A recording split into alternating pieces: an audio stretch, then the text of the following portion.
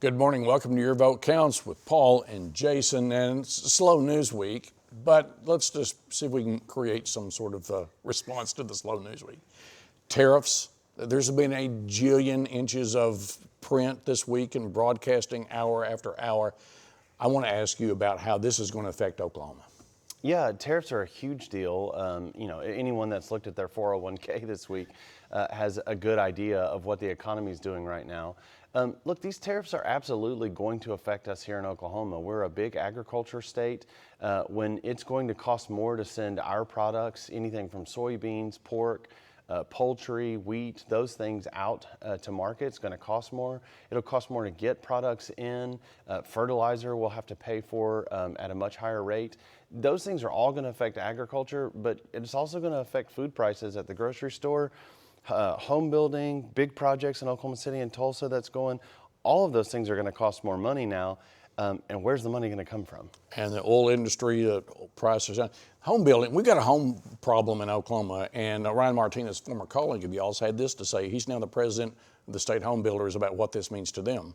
We've been in what I will just flat out call a crisis, a workforce crisis in the building industry, and that's gone on for years. But there's been more uncertainty created around that recently with some of the conversations about immigration and things like that. It's been tough. So I mean, this is one of the things that's kind of exhausting this industry is, you add tariffs, you add workforce issues, you add supply chain issues, higher interest rates, the rising cost of doing business in certain municipalities because of overregulation. It is driving up the cost of homes for everyday Oklahomans. And like I said, this is just another input that pushes that trend line in the wrong direction. That makes it harder and harder to be a homeowner in the state of Oklahoma.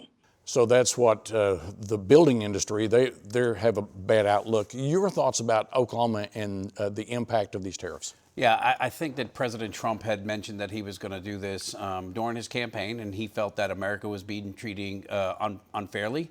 And I think we're seeing the reaction to that, but we're also seeing the countermeasures that other countries are doing, which will affect us in our pocketbooks for at least the short term.